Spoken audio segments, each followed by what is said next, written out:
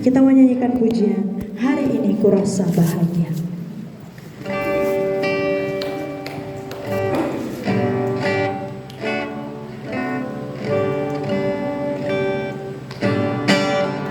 Kita menyanyikan pujian yang sukacita.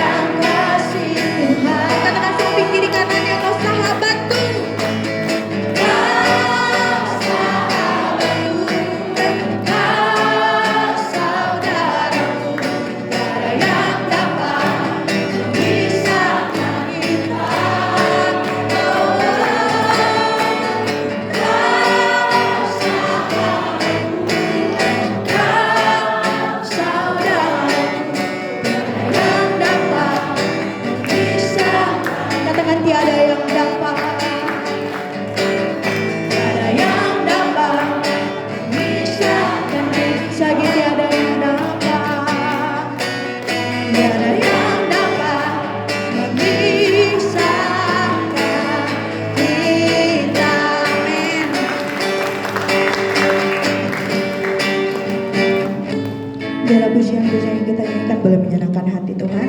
Saya persilakan semua untuk duduk kembali.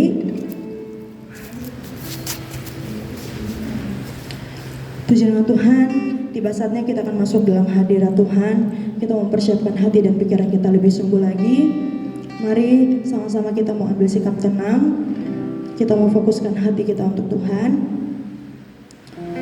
Saat teduh dimulai.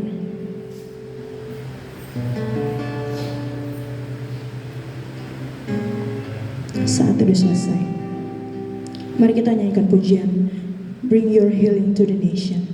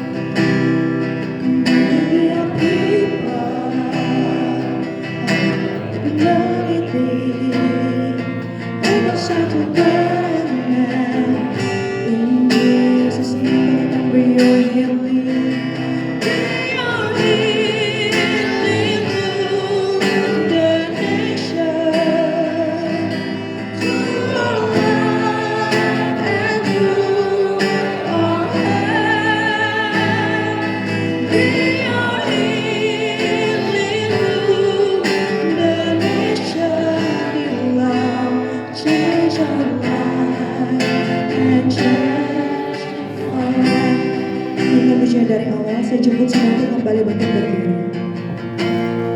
Kita ikut pujian yang masing-masing.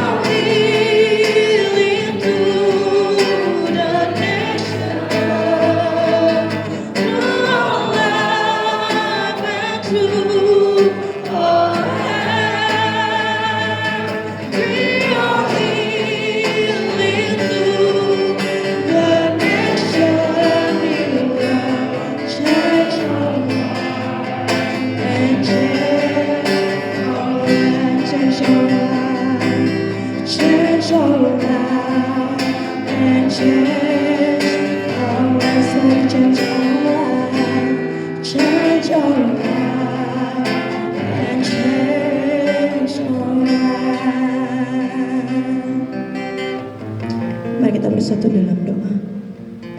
Bapa yang baik, Bapa yang luar biasa, berterima kasih Tuhan atas setiap cinta kasih Tuhan yang Tuhan berikan kepada kami anak-anak-Mu Tuhan. Terima kasih atas setiap kebaikan-Mu pada sore hari ini Tuhan. Engkau memberikan kami kesempatan untuk kami boleh berkumpul bersama-sama di tempat ini.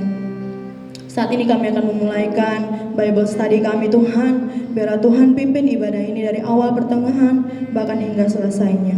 Biarlah Tuhan kasih kemurahan Tuhan selalu memenuhi kehidupan kami. Hanya dalam nama Tuhan Yesus Kristus kami berdoa. Amin. Puji nama Tuhan. Saat ini kita mempersiapkan hati dan pikiran kita. Kita akan diberkati oleh kebenaran firman Tuhan. Mari kita menyanyikan pujian Bejana-Mu.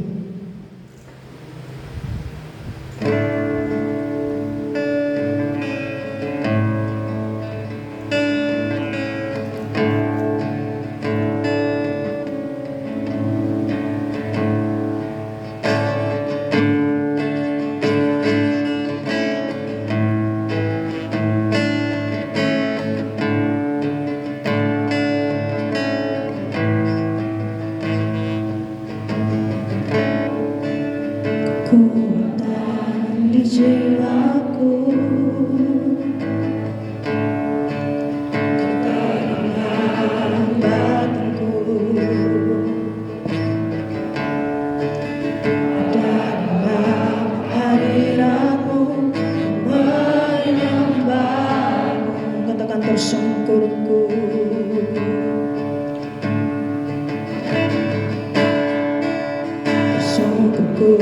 di kaki-Mu, bersama hadirat-Mu, amin Tuhan.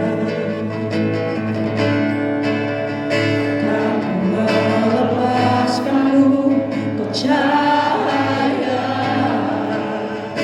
bagiku. Dirimu sambut hidupku.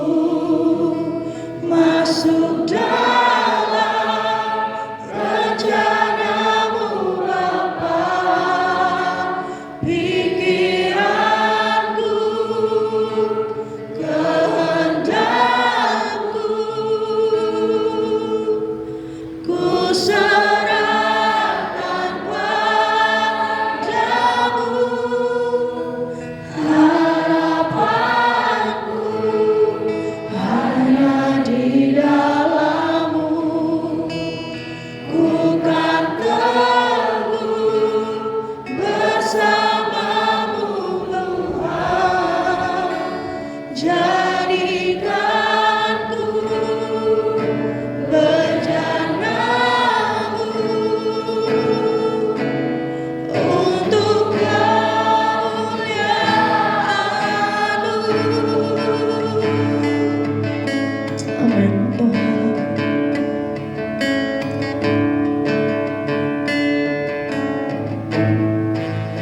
Sungguh berikan-Mu saking hadirat-Mu, takkan ku melepaskan-Mu untuk cahaya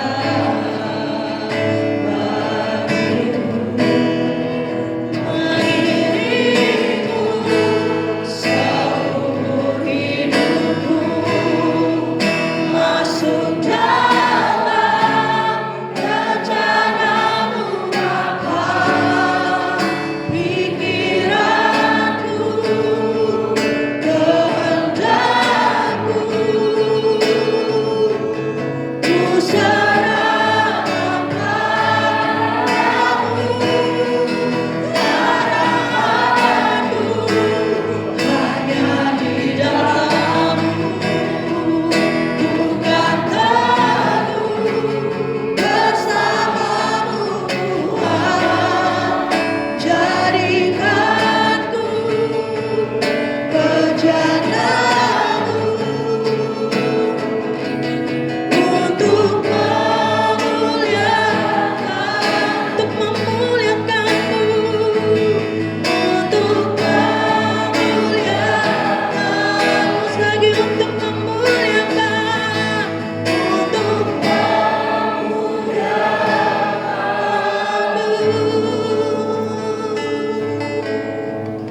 Amin Tuhan. Waktu selanjutnya saya serahkan kepada Kak Wika yang akan membawakan firman Tuhan.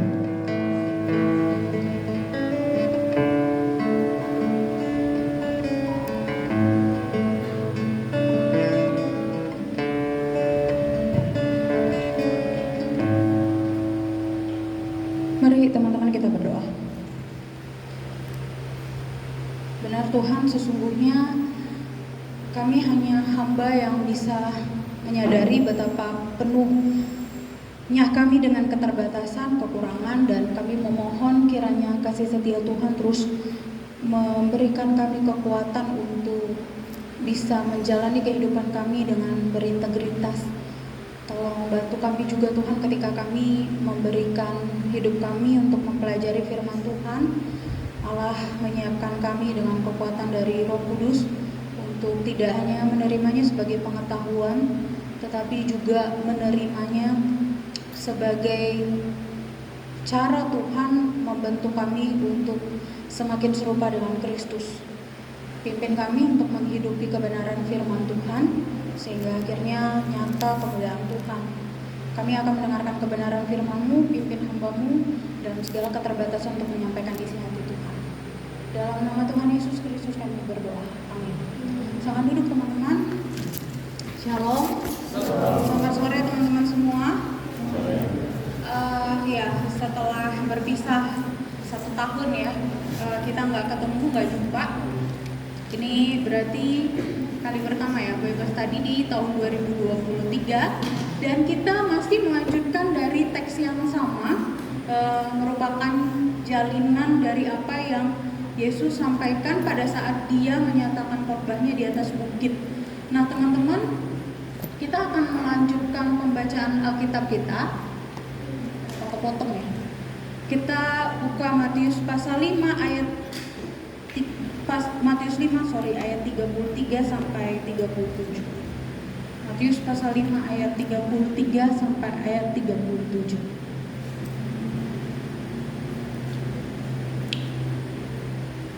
Kalau teman-teman sudah mendapatkannya, saya akan membacakan untuk kita semua. Teman-teman silakan membaca dan menyimaknya dari Alkitab masing-masing. Matius 5 ayat 33 sampai 37.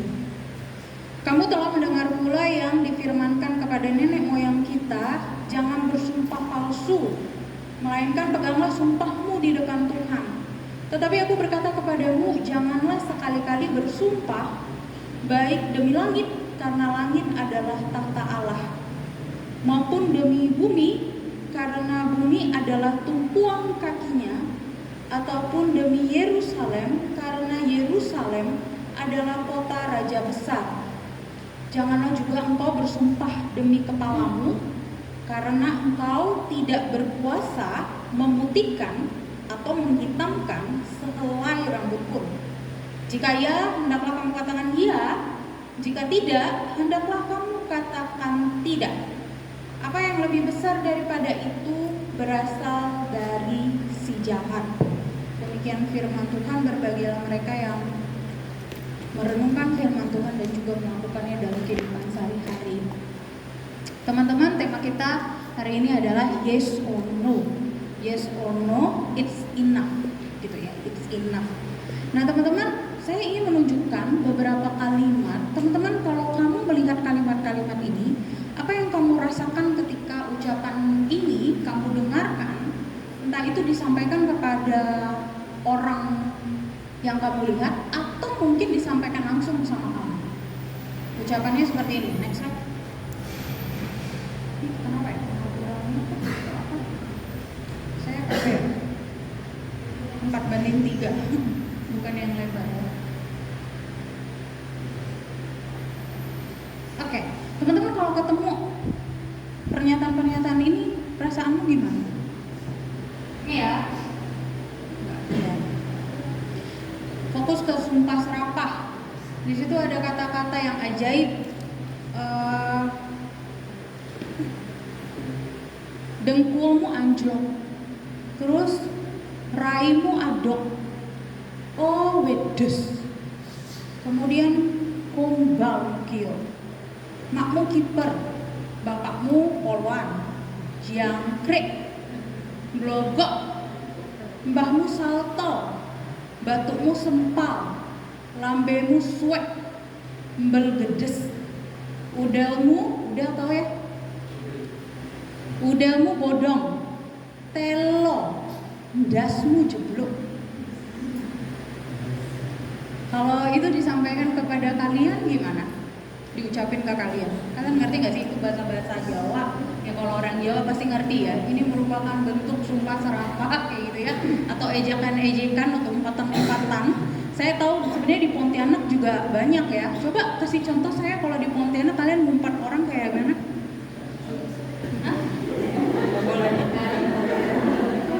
Loh, saya kasih kesempatan loh untuk berbicara kasar.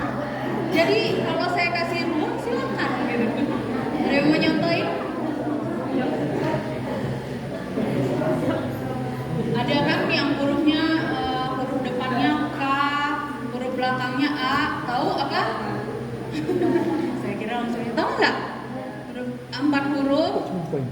Huruf depan K, huruf belakangnya A dengan apostrop.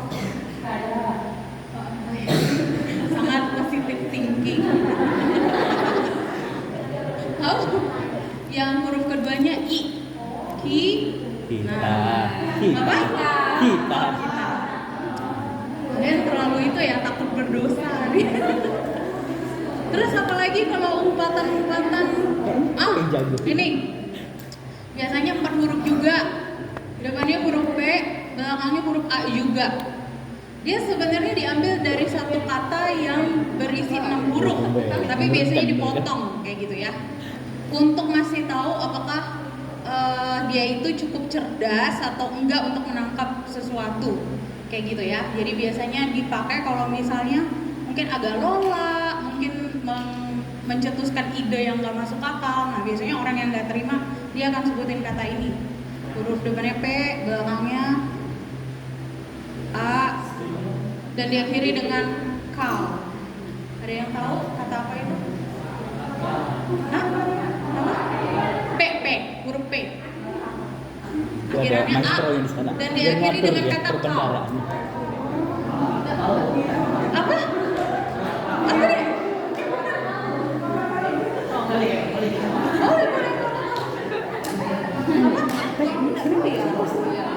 Itu ya, denger kan? Malah house kayak gitu ya. Atau apalagi itu yang bahasa umpatan-umpatan, saya yakin teman-teman mungkin sering dengar dengar, bahkan mungkin dulu Apa yang pertama? tak sengaja kayak gitu ya terucap dalam Pertama tuh mulut udah kayak friendly gitu ya. banget. Bahkan maybe Sama kalau friend. kita juga kadang-kadang nggak sadar gitu tiba-tiba kita bilang apa? Gitu kan? Dengan penekanan hatinya gitu. Jadi kayaknya kalau ngomong itu kayaknya lega ya gitu. Kayaknya tersalurkan kayak gitu emosi kita. Tetapi kalau kita yang diucapkan kayak gitu ya bisa dua kemungkinan sih. Mungkin karena itu sikonnya bercanda, terus seneng bercandanya model-model kayak gitu kayaknya biasa aja. Tapi kalau hatinya sensitif, melankolis gitu ya, tiba-tiba ketemu orang yang belak-belakan dan gampang banget ngasih umpatan, mungkin dia akan shock. Tapi teman-teman kalau misalnya kita pindah ke tetangga sebelah itu maksudnya negara Amerika, teman-teman perhatikan dengan kata kalimat yang sama, sumpah demi Tuhan, mereka menghiasnya dengan kalimat yang lebih panjang, kayak gitu tuh teman-teman. Ada yang bisa artikan nggak itu artinya apa? Holy shit, fuck balls. Gak enak ya. Kalau yang tahu artinya pasti nggak senang dengan kata ini karena sifatnya ungkapan yang sangat kasar dan kemudian perhatikan diakhiri dengan kalimat apa? Oh my god, gitu ya. Oh my god, gitu. Kemudian juga ini kepotong sih.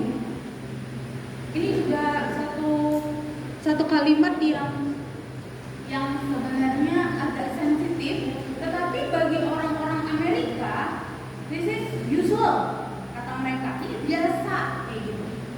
He is my bla bla bla. Jadi lihat kata itu nggak kepotong ya. Kalian tahu kan itu artinya apa? Tiga huruf itu. Ada yang tahu nggak? Biar saya tahu nih, kalian ngerti nggak konteksnya apa? Kalian tahu kan itu apa? Tahu, oke. Kemudian dilanjutkan dengan kata kedua yaitu mother. And then kemudian dari mother kembali kalian udah ngerti lah ya itu kata apa gitu. Paham ya? Paham? Oke, saya nggak perlu. Emang lebih bagus dipotong sih, biar kalian nggak belajar kalimat baru. Tapi yang paling nggak enak tuh sebenarnya yang kata ini. Ini sering ketemu kalau kalian mungkin punya teman di Inggris, Amerika kayak gitu ya. Kalau gaul, mereka kayaknya biasa gitu pakai bahasa gaul kayak gini ya. Homie, I swear to, saya nggak boleh seperti itu karena terlalu kasar. Dan if I see you, bla bla bla bla, in bla bla bla, bikinis, tahu kan bikinis? I'm kayak gitu. Saya nggak akan teruskan karena emang ini kasar banget dan rada-rada ke arah homo. Teman-teman kalau misalnya kalian ketemu teman, mungkin dia terlalu terkenal dengan kemampuannya untuk bergaul kayak gitu. Terus tiba-tiba dia mengucapkan kalimat-kalimat seperti ini gitu ya. Ini masuk nih ke dalam PMK. Terus karena mungkin supaya dia mendapatkan relasi yang makin luas, sok gaul gitu, kemudian tiba-tiba mereka muji tapi pakai kata-kata umpatan. Terus kalian kayak gimana? Sikapnya? Hah? Sedih. Oke. Terus yang lain sikapnya kayak gimana? Hah? Bodoh amat. Oke. Jumista bilang saya akan umpat balik Kak gitu ya. Saya akan umpat balik. Teman-teman, kalau kita melihat kalimat-kalimat yang sangat kasar dan nggak selayaknya gitu ya disampaikan kepada orang, maka teman-teman ini menunjukkan kepada kita bahwa kita juga sebenarnya melihat kekuatan kata itu tuh luar biasa. Di satu sisi, kata-kata yang keluar dari mulut kita itu bisa membangkitkan semangat orang. Tetapi di sisi lain, dengan kata-kata kita, dengan mulut kita, dengan apa yang keluar dari lidah kita, kita juga bisa menjatuhkan atau membunuh karakter orang lain. Benar? Benar?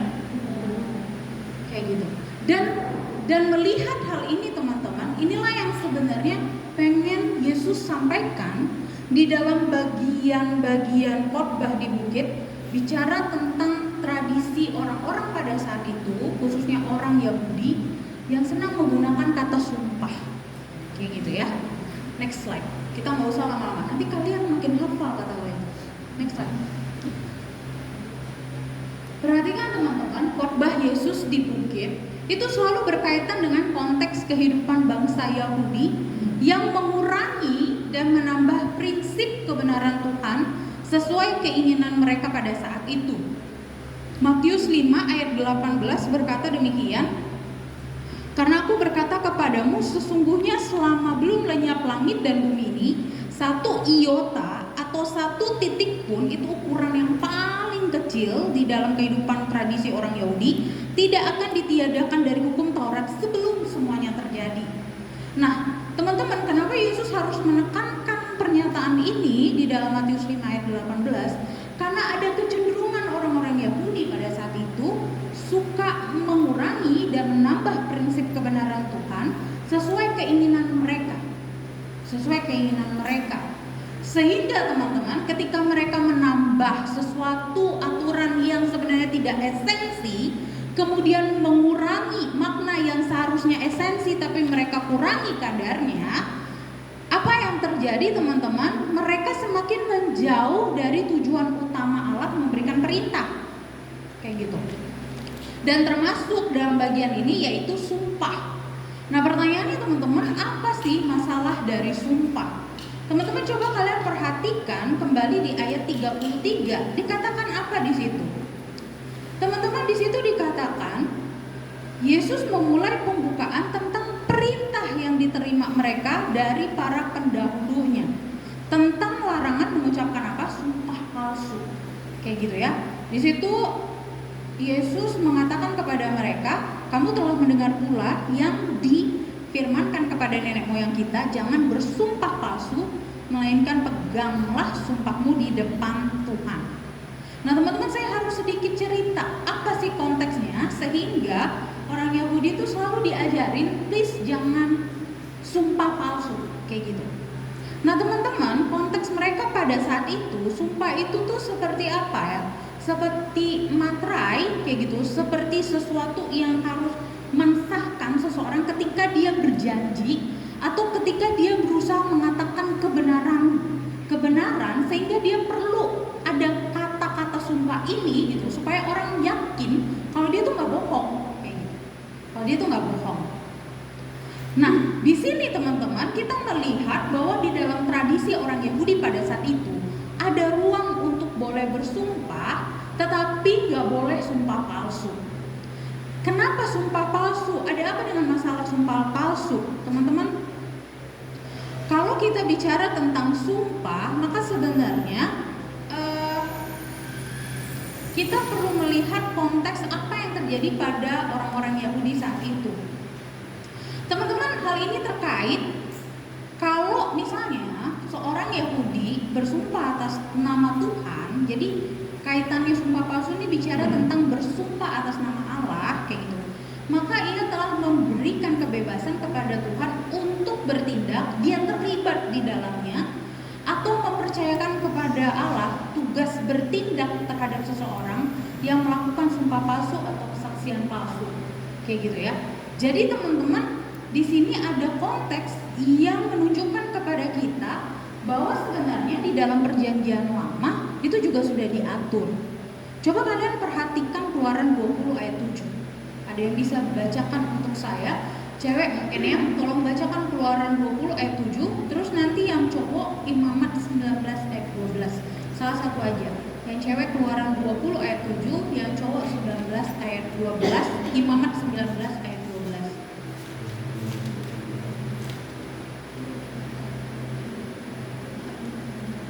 Keluaran 20 ayat 7, firman Tuhan, jangan menyebut nama Tuhan Allahmu dengan sembarangan, sebab Tuhan akan memandang salah orang yang menyebut namanya dengan sembarangan. Oke, Imamat 19 ayat 12. Yang cowok Imamat 19 ayat 12. Janganlah kamu bersumpah dusta demi namaku, supaya engkau jangan melanggar kekudusan nama Allahmu. Akulah Tuhan. Jadi sederhananya gini, kalau kalian udah berani bersumpah atas nama Allah, maka ada kekuatan mengikat apa yang kau janjikan itu harus kau lakukan. Kalau kau tidak lakukan, maka kau siap dengan konsekuensi dikutuk. Itu selalu menjadi konsekuensi dari orang yang berani bersumpah. Apalagi bersumpahnya menggunakan nama Allah, atas nama Allah, atas nama Tuhan, dan segala macamnya. Nah, jadi di dalam konsep orang Yahudi itu tuh harus dilakukan gitu. Aku bersumpah, aku akan membangun bait suci gitu. Aku bersumpah, aku akan bersumpah demi nama Tuhan, aku akan memberikan sebagian hartaku kepada orang-orang, dan itu harus dilakukan. Kalau kamu tidak lakukan pada konteks saat itu, maka kamu berdosa dan siap mendapatkan konsekuensi. Tetapi di sisi lain, yang juga ingin disampaikan adalah ketika kau berani bersumpah atas nama Tuhan, kau kan sudah melibatkan nama Allah yang kudus itu. Bagi konteks orang Yahudi ya, kau sudah melibatkan nama Allah yang kudus itu. Jadi kalau sampai kau tidak melakukannya, kau tidak menepati apa yang kau janjikan pada saat itu, maka itu sama saja kau merusak reputasi Allah yang maha kudus, yang pribadinya selalu setia kepada janji perjanjiannya. Dia bukan pribadi yang tidak melakukan apa yang dia janjikan kepada umatnya. Jadi kalau umatnya ngomong bersumpah atas nama Allah, kemudian ternyata dia gak tepati, itu sama aja kayak apa ya, di dalam konteks itu sama aja kok pengen reputasi Allah jatuh karena seakan-akan Allah tidak setia memenuhi janjinya atas pernyataan umat yang pakai nama Tuhan. Jadi di dalam konteks saat itu nenek moyang diteruskan lewat tradisi kayak gitu ngajarin kepada orang Yahudi, ingat ya, jangan bersumpah palsu atas nama Tuhan, tapi ternyata kok tidak tepati karena nanti hukumnya kena ke kamu dan nama Allah dicoreng dengan perilaku. Kira-kira kayak gitu teman-teman. Nah ini yang terjadi di dalam konteks mereka. Jadi teman-teman, ketika kita melihat bagian ini, sebenarnya kan kita bisa simpulkan ya. Jadi sebenarnya untuk apalah kita tuh bersumpah? Kalau pada kenyataannya teman-teman, sumpah itu, next slide lagi, diperlukan hanya jika kata-kata seseorang tidak dapat diandalkan. Secara nggak langsung, bukankah itu merupakan sebuah pengakuan kegagalan dalam menyatakan kejujuran? Apalagi kalau misalnya kita nggak bisa tidak bisa melakukan apa yang kita janjikan itu. Nah, kemudian teman-teman, menurut salah satu penulis, Hunter, dia juga mengkritisi bahwa ya sumpah itu timbul karena orang begitu sering membohong. Kayak gitu. Omongannya emang nggak bisa dipercaya, sehingga untuk meyakinkan orang kalau dia pada saat itu jujur, dia perlu pakai sumpah-sumpah kayak gitu.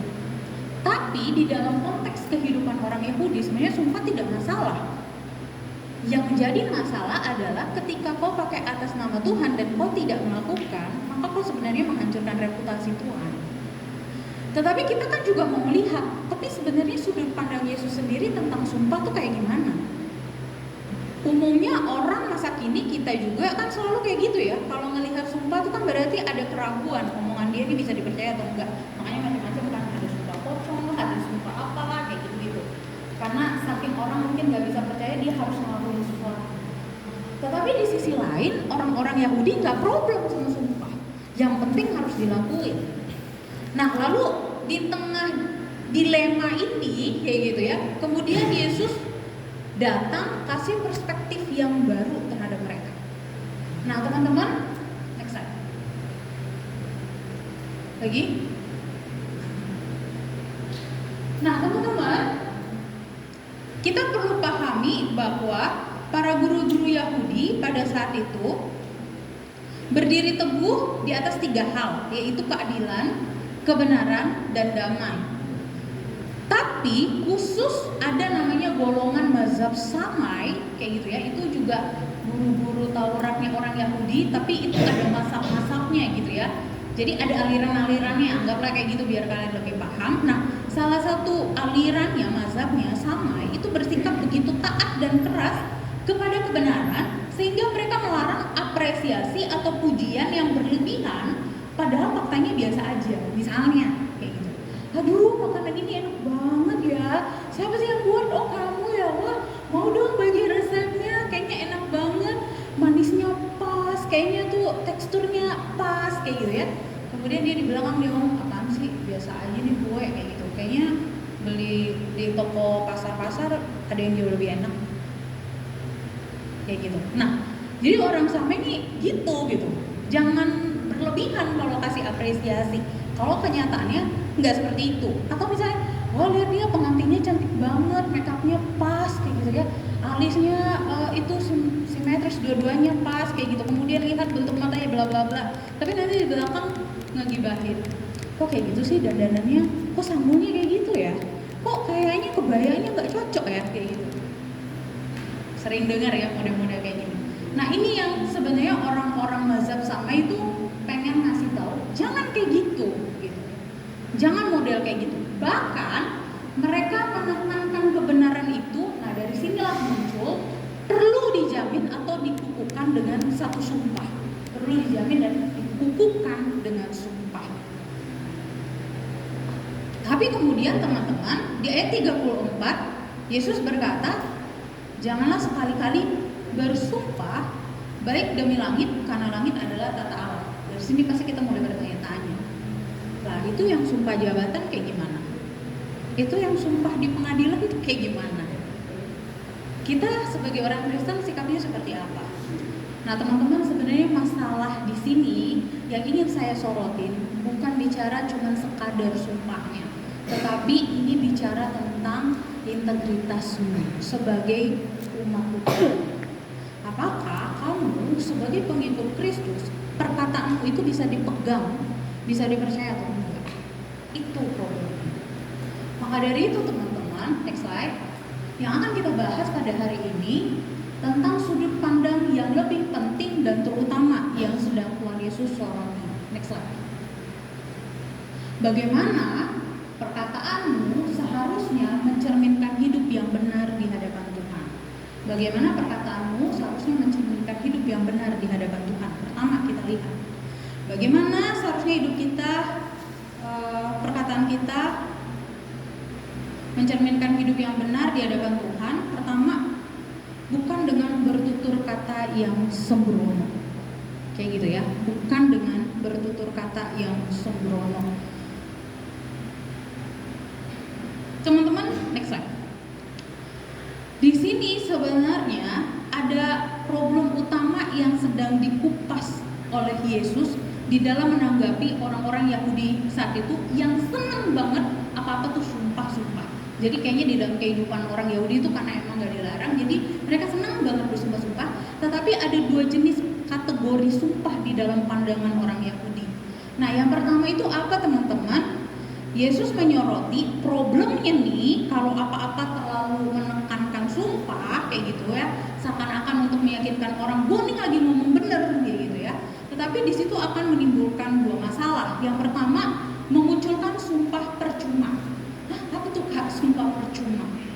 Nah, teman-teman, sumpah percuma itu suatu pernyataan sumpah yang sebenarnya nggak perlu dan tidak pada tempatnya. Itu ya garis bawahnya. Jadi sumpahnya itu sebenarnya nggak perlu dan tidak pada tempatnya. Jadi teman-teman pada masa itu sepertinya kebiasaan orang-orang tuh mau mulai apa-apa tuh ngomongnya kayak gini, demi Tuhan, demi ibuku yang melahirkan aku, kayak gitu-gitu ya. Kemudian demi bait suci di mana Tuhan tinggal di sana, kayak gitu ya.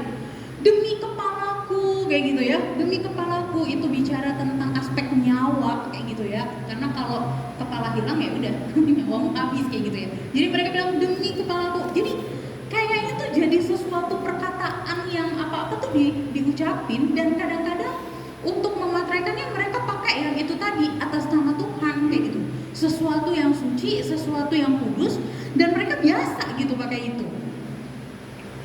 Nah kalau di zaman sekarang tuh ya ini, coba kalau kalian nonton film-film ya, kadang ada ini kan umpatan tapi disandingkan dengan nama Jesus. Misalnya apa? DAMN, aku nggak usah sebut ya. Kalian tahu kan itu artinya apa? DAMN. Ada yang bahasa Inggrisnya yang bagus kan, nah nanti bisik-bisikin aja. Itu artinya tuh gini, jadi jelek gitu. Jadi mereka suka pakai kayak gitu tuh, DAMN, kemudian Jesus kayak gitu ya. Atau misalnya Jesus Christ terus di tengah-tengahnya pakai kata yang tadi yang terpotong itu, FUCK itu. Biasa nggak? Atau misalnya holy, tahu ya? Ada yang tahu kan? Kalau ada yang tahu sambungannya ya udah sama-sama tahu aja ya. Kalau yang belum ya nggak apa-apa, berarti kalian murni emang nggak perlu dengar kata-kata itu ya. Itu nggak penting, percuma kalian dengar. Tapi kalau yang sering nonton film-film barat kayak gitu, itu tuh akan selalu terdengar holy, kayak gitu ya, yang penekanannya tuh di belakang kayak gitu. Nah jadi teman-teman, itu tuh nggak penting gitu, menyandingkan sesuatu yang buruk, kata kasar kayak gitu, dengan sesuatu yang kudus, sesuatu yang harusnya ada rasa respect di sana, sesuatu yang harusnya kita menghormati itu semua, tetapi disandingkan dengan kata yang kasar kayak gitu. Nah ini yang sebenarnya Tuhan Yesus waspadain, hati-hati ya orang Yahudi ya kayak gitu. Kalian tuh kebiasaan apa-apa ngaitin Tuhan kayak gitu ya, atau mengaitin sesuatu yang kudus, yang holy kayak gitu. Tetapi sebenarnya ada problem kalian untuk melakukan yang sebenarnya kayak gitu. Sehingga itu tuh nggak perlu, itu percuma. Jadi ada satu peringatan penting di sini, banyak orang yang terlalu sering memakai kata-kata atau bahasa yang suci, tetapi secara ngawur, sembrono, dan tanpa makna lagi.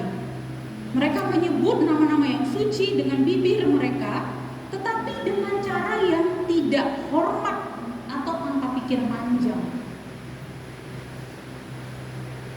Kayak gitu ya. Jadi teman-teman, ini masalahnya. Kaitannya kalau apa-apa selalu ditekani dengan kata sumpah. Nah ini nih, ada masalah, akan menghadirkan sumpah percuma atau yang gak perlu.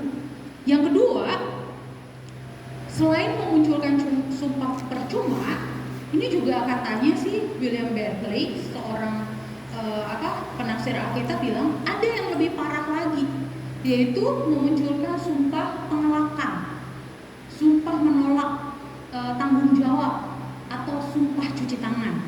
Jadi karena orang Yahudi pada saat itu tahu, oh iya ya kan nggak boleh ya ngucapin nama Tuhan sembarangan, terus kita nggak bisa ngelakuinnya, lalu kemudian akan ada konsekuensi, maka mereka mengatakan ya udah kalau gitu kita bersumpah dengan tidak menyebut nama Tuhan aja. Nah gimana caranya dengan tidak menyebut nama Tuhannya itu teman-teman? Yaitu dengan misalnya yang disampaikan itu di ayat yang ke 34 ya, baik demi langit, baik demi bumi, baik demi apa lagi? Yerusalem kayak gitu ya. Lalu bahkan dikatakan apa? Demi di ayat 36 kayak gitu, demi kepala. Nah di sini ada masalah kayak gitu ya. Masalah kedua yang sebenarnya Yesus sorotin. Ada problem di situ. Karena apa teman-teman? Karena sumpah penolakan atau sumpah cuci tangan ini menandaskan bahwa ya udah deh, kita nggak usah pakai nama Tuhan karena kan kayaknya konsekuensinya terlalu serius. Ya udah pakai nama lain aja gitu, mengalihkan kayak gitu. Tapi sebenarnya itu sebagai alasan mereka. Jadi kalau ada apa-apa atau ada sesuatu, sumpah itu dianggap nggak mengikat. Jadi kalau dituntut pertanggungjawaban nggak bisa, karena nggak mengikat. Kan gue nggak nyebut nama Tuhan cuy, gitu. Berarti nggak mengikat kayak gitu. Nah ngerti kan sekarang? Jadi ngapain gue sumpah kayak gitu? Tetapi di dalam konteks orang Yahudi itu kayaknya biasa aja. Tapi bagi Tuhan Yesus itu problem. Ya udah sih kalau buang aja, pembohong aja gitu. Ngapain ujung-ujungnya kamu bersumpah, tapi sebenarnya sumpah yang kau ucapkan karena kau tahu itu tidak mengikat, karena kau sebut itu atas nama-nama lain kayak gitu ya. And then ketika kamu tidak bisa mengabulkannya atau kamu nggak bisa menepatinya, kamu bisa dengan gampang ngomong, loh kan gue sumpahnya nggak atas nama Tuhan, jadi nggak masalah dong kalau nggak ngelakuin. Jadi kan emang dari awalnya lo pembohong dong. Iya ya. Jadi ngapain kayak gitu? Nah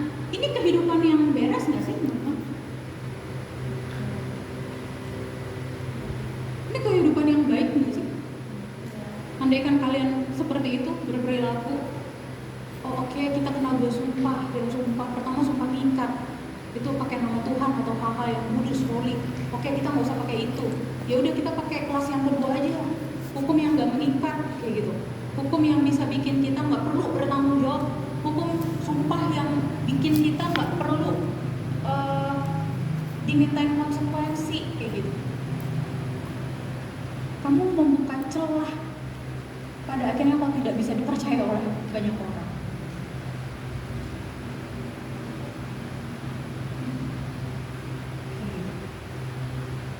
Padahal teman-teman, coba kalian pikirkan. Oke lah, sumpah demi langit nggak langsung ke Allah, sumpah demi bumi nggak langsung ke Allah, sumpah dengan atas nama Yerusalem nggak langsung ke Allah. Mungkin kalau kita konteksnya sumpah atas nama gereja saya, apalah KKBP, GKPS, GBI kayak gitu ya, sumpah demi gereja saya. Oke lah, kita pakai itu gitu, nggak langsung menuju kepada Allah kayak gitu ya. Tetapi pertanyaannya teman-teman, apakah langit, bumi, Yerusalem, bait Allah, kepala kita itu bukan milik Allah? Itu milik siapa? Apakah kalau kita bersumpahnya, oh kan demi apa sih? Demi badan saya, Kak. Saya kan nggak bersumpah demi Tuhan kayak gitu ya. Saya bersumpah demi ibu saya, bukan sesuatu yang berkaitan dengan Allah. Ibumu tuh milik siapa? Badanmu milik siapa? Saya bersumpah demi otak saya, otakmu tuh milik siapa sebenarnya? Please, come on, jawab. Itu milik siapa sebenarnya? Punya siapa? Hidupmu punya siapa? Hah? Punya siapa? Kok nggak yakin? Kayaknya takut ya. Aduh, hidup kita punya Tuhan kan? Iya kan? Hidup kita milik Tuhan. Jadi kalaupun kita berpikir, kalau kita menyebut sesuatu sumpah, tapi tidak melibatkan nama Allah, dan kemudian kita berpikir bahwa oh gampang, tenang aja, ntar kalau kita nggak tepatin it's okay, nggak masalah, kan kita nggak pakai nama Allah, itu kan sesuatu di luar aspek Allah. Nah ini yang Yesus bilang, kalian orang Yahudi suka membagi-bagi kehidupan kalian. Bagi kehidupan kalian, kalau sesuatu itu membutuhkan keterlibatan Allah, kalian undang dia dengan sumpah kalian. Tapi ada part-part dalam hidup kalian, bagian-bagian dari hidup kalian, kalian nggak mau Tuhan terlibat kayak gitu ya. Kemudian kalian demi menyatakan kepada orang lain, aku tuh lagi ngomong benar, tapi kalian nggak mau libatin Allah, maka kalian pakai kata-kata lain kayak gitu di dalam sumpah kalian. Apakah dengan demikian Tuhan tidak terlibat di dalam kehidupanmu di situ? Diundang atau nggak undang, diundang, dia tuh selalu ada, dia selalu mendengar. Even kita lagi nggak bercakap-cakap tentang Tuhan, dia pun ada, bener nggak? Bahkan ketika kamu merasa gua aman nih, nggak ada tuh orang-orang yang melakukan apa, nggak ada orang-orang yang bisa melihat saya bebas melakukan apapun di dalam kamar saya mau nonton film porno kek, saya mau nonton situs-situs nggak bener kek, saya mau main games seharian kek gitu ya. Yang penting aman, nggak ada yang tahu kayak gitu. And then kemudian dia keluar, masuk ke persekutuan. Oke, saya ini safety kok, zona aman kok. Toh sisi gelap saya nggak ada yang tahu. Apakah pada saat kamu melakukan hal itu, Tuhan nggak ada di situ? Dia nggak tahu yang kamu lakukan. Tahu kan? So apa benar gitu? Kita bisa memilah-milah membagi hidup kita. Ini yang Yesus tentang dari kehidupan orang Yahudi saat itu. Kalian merasa bisa ya bagi-bagi hidup kalian. Yang kalian perlu butuh Tuhan, kalian panggil dengan atas nama Dia. Yang kalian nggak perlu butuh Tuhan, kalian nggak perlu pakai atas nama Dia. Dan kalian berperilaku, berkata-kata sesuka hati kalian. Apakah pada saat kita melakukan sesuatu sesuka hati kalian, Tuhan nggak lihat? Tuhan nggak bersedih? Tuhan nggak geleng-geleng kepala? Bagaimana dengan hidup kita, teman-teman? Mungkin kita bisa bilang, aduh, memprihatinkan ya kehidupan orang Yahudi ini. Tapi sebenarnya coba kita mengajak sama diri sendiri. Apakah kita juga kadang-kadang melakukan sumpah jenis kedua ini? membagi-bagi mana yang membutuhkan Allah, membagi-bagi kehidupan mana yang nggak perlu Allah. Tapi teman-teman, satu hal ya yang ingin saya sampaikan, even kamu nggak undang Tuhan sekalipun di dalam kehidupan kamu, ketika kau berkata, berucap, bertutur gitu ya, dia tetap tahu, dia tetap mendengar, dia tetap memperhatikan kita. Makanya dikatakan seluruh isi hati dan pikiran kita Tuhan tahu. Terus siapa kita berdaulat untuk memutuskan kapan Tuhan boleh terlibat, kapan Tuhan gak boleh terlibat. Kayak gitu. Nah, jadi teman-teman, yang perlu kita lakukan di dalam kehidupan kita, mari teman-teman, ketika memang pada akhirnya kita harus bertutur katalah yang sebenar-benarnya, bertutur katalah dengan satu keyakinan bahwa apa yang saya ucapkan itu sesuatu yang pantas dipercaya orang, maka itu seharusnya selaras dengan bagaimana kamu melakukan hidup kamu. Makanya ini berkaitan dengan hal yang kedua, bagaimana perkataan kita memancarkan kehidupan yang benar di hadapan Tuhan. Teman-teman, next slide langsung deh. Langsung lagi. Maka yang kedua yang perlu teman-teman kita harus lakukan adalah konsistenlah untuk berintegritas. Konsistenlah, next slide. Konsistenlah untuk berintegritas. Lagi belum mau.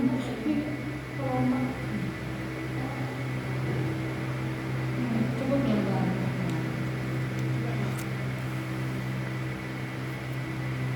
Nggak ada. Oke, nggak apa-apa.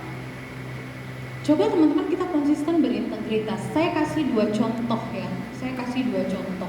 Yang pertama, contoh kehidupan kaum Eseni. Kaum Eseni itu apakah? Nah, kalau di dalam kehidupan orang Yahudi itu kan aku bilang ada aliran-alirannya, ada mazhab-mazhabnya.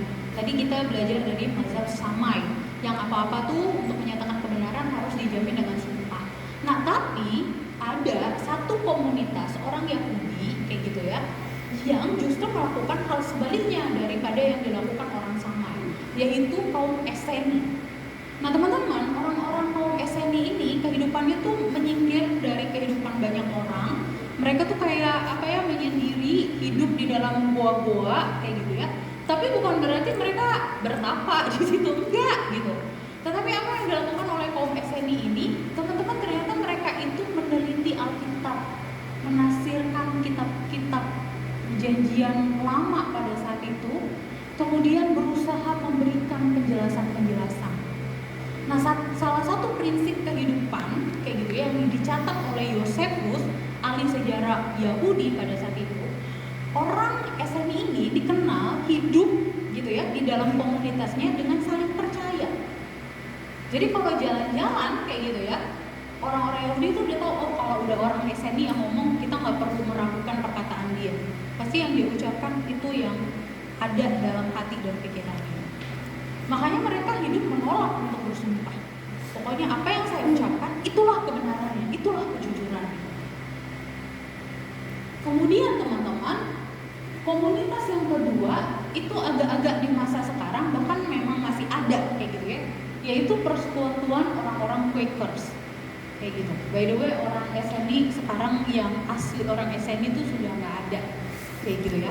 Nah, tetapi di masa-masa kekristenan menyebar, ada nih kelompok Quakers. Salah satu pemimpinnya itu namanya George Fox kayak gitu ya.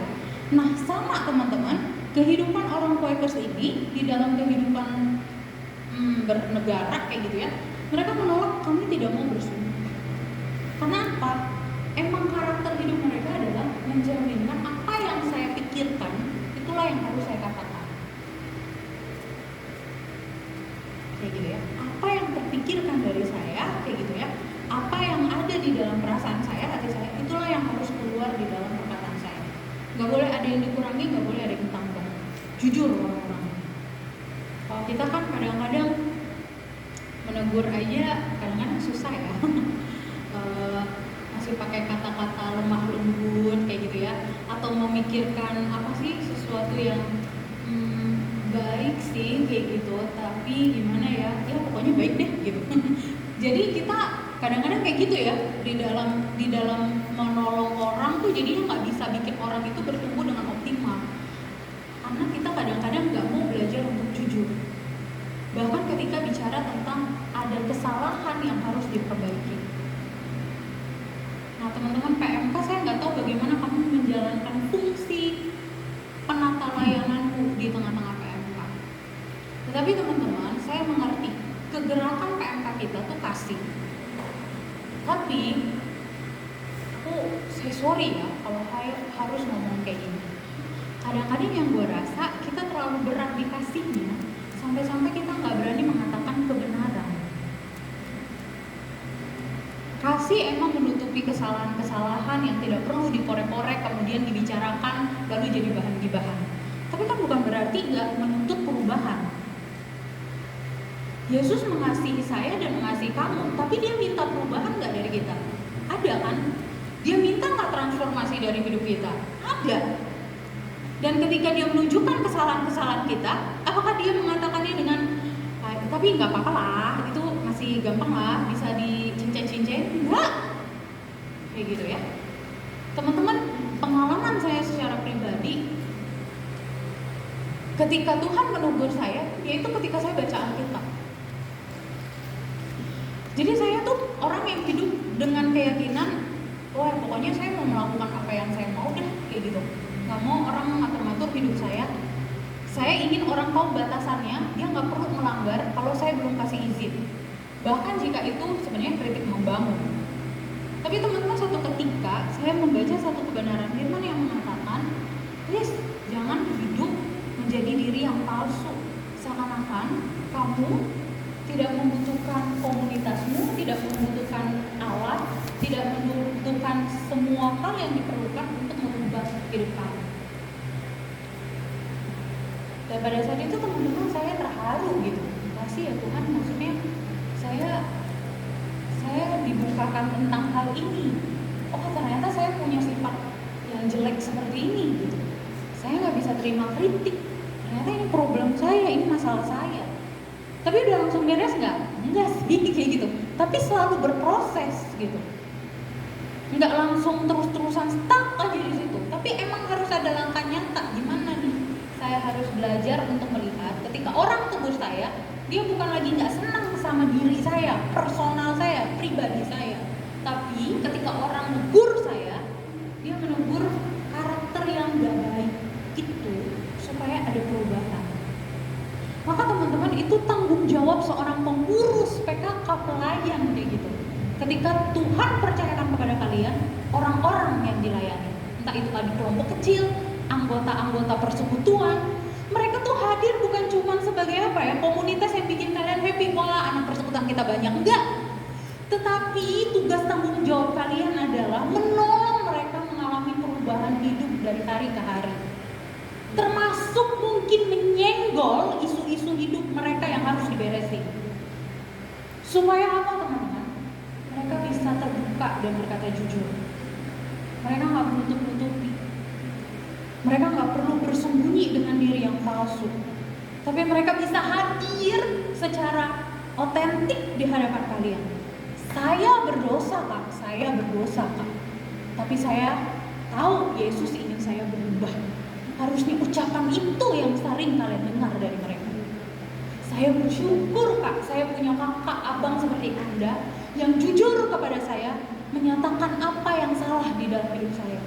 Saya jujur, saya dibimbing, saya jujur, saya senang dibimbing, diajar, dituntun untuk menemukan apa masalah hidup saya dan saya harus bereskan itu di hadapan Tuhan.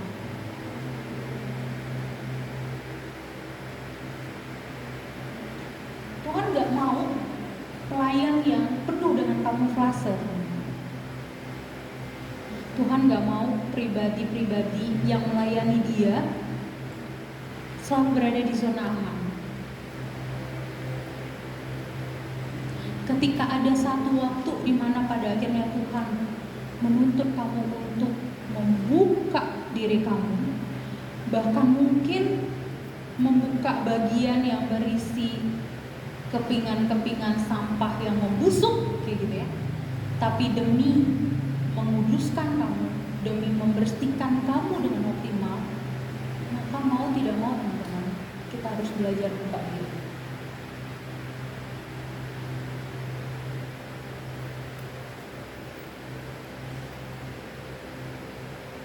Emang kadang-kadang sakit hidup seperti kaum SNI, ngadapin orang-orang SNI, kaum Quakers gitu ya. Tetapi kehidupan mereka itu justru mengubahkan komunitas mereka, dan kehidupan mereka justru disenangi oleh orang-orang sekitar mereka. Jadi kalau ketemu mereka, gue udah yakin deh mereka nggak mungkin ngebohongin gue. Nah, kalian rindu nggak adik-adik yang kalian layani, orang-orang yang kalian layani, ketika melihat kalian, udah deh kalau kakak pengurus ini yang ngomong, saya yakin dia nggak akan bohong. Emang sih satu-satunya yang harus dipercaya adalah Tuhan.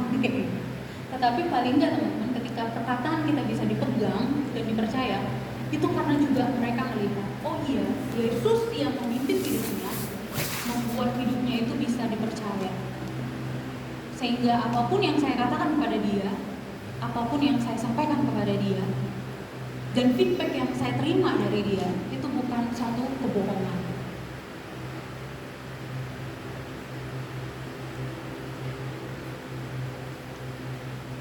Teman-teman, pertanyaannya kan kayak gini, balik lagi ke awal.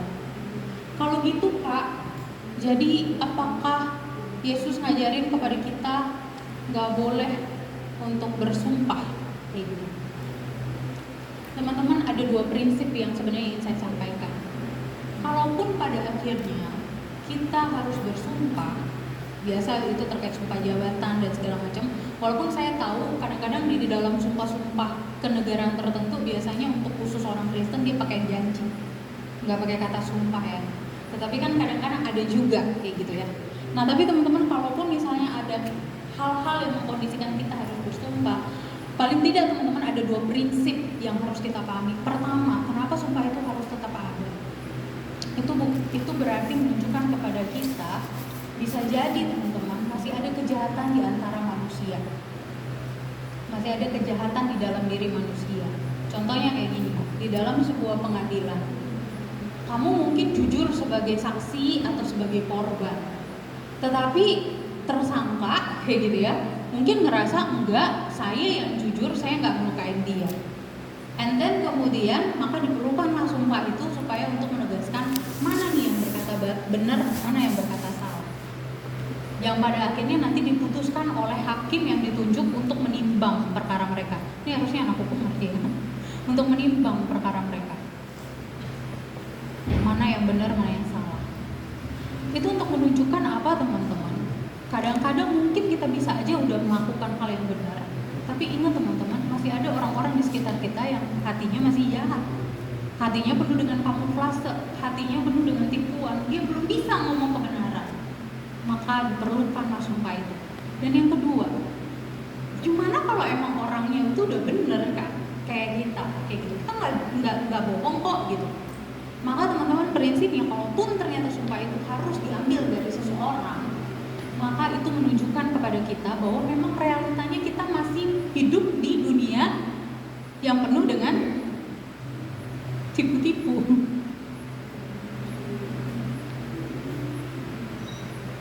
Kita masih tinggal di dunia yang penuh dengan kepalsuan. Kita masih tinggal di dunia yang selalu mengajarkan kita prinsip-prinsip yang katanya benar, yang katanya betul gitu ya, tapi sebenarnya enggak kayak gitu. Yang katanya tuh baik kayak gitu ya, mengubah paradigma kita, tapi padahal sebenarnya menjerumuskan pola pikir kita kepada arah yang salah. Jadi teman-teman, kalaupun memang ada situasi-situasi kondisi tertentu yang membuat kita harus bersumpah, maka ada dua prinsip ini. Karena memang masih ada kejahatan dalam diri manusia di sekitar kita. Bahkan mungkin kita juga harus melihat, maybe saya melakukan itu, saya tidak konsisten juga. Atau yang kedua adalah, ya kita masih tinggal di dunia yang penuh kejahatan, penuh kepalsuan kayak gitu. Nah makanya teman-teman, tanggung jawab orang Kristen lah untuk hadir, memurnikan itu semua, Dimulai dari apa teman-teman? Salah satunya perkataan yang selaras dengan perbuatan. Harusnya keberadaan kita menyatakan kejujuran, kebenaran, keadilan, damai, bukan sebaliknya. Sehingga pada akhirnya teman-teman, kita ingin mengharapkan sesuatu yang niscaya, yang aku tahu itu akan disempurnakan lewat kedatangan Kristus yang kedua, di mana pada akhirnya di masa itu gak akan ada lagi orang yang palsu, gak ada lagi orang yang berkata tidak benar, gak ada lagi orang yang berkata bohong, tetapi hanya ada kebenaran yang ditegakkan di tengah-tengah kerajaan Allah yang akan datang. Maka dari itu teman-teman, panggilan kita tuh seharusnya hidup di dalam kehidupan yang benar, mulai dari perkataan kita yang selaras dengan perbuatan kita. Jangan sampai justru kita menunjukkan hal sebaliknya. Kita harusnya hidup benar, kita harusnya melakukan apa yang Tuhan mau, tapi itu nggak selaras gitu, apa yang kita perbuat dengan apa yang kita udah ucapkan. Nah teman-teman, next slide. Coba teman-teman bagi tiga orang dalam satu kelompok, please tolong diskusikan hal ini. Bagaimana seorang mahasiswa Kristen seharusnya dapat dipercaya melalui perkataannya? Bagaimana seorang mahasiswa Kristen seharusnya dapat dipercaya melalui perkataan? Silakan bagi satu kelompok 3 orang. Saya kasih waktu sekitar 5-6 menit ya. Silakan mendiskusikan. Yuk berbagi. Gak perlu pakai hitung-hitung ya, langsung aja. Bertiga. Bentuk kelompok.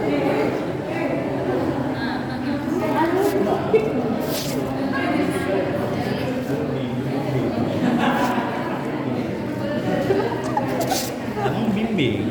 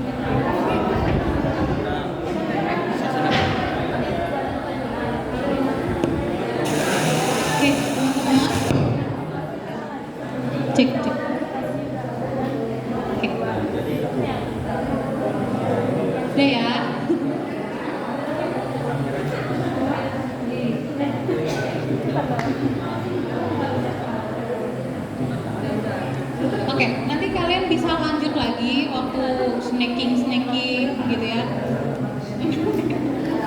Gak tau nih panitia pengurus menyediain snack. Nah itu tuh bisa kalian teruskan di dalam diskusi kalian.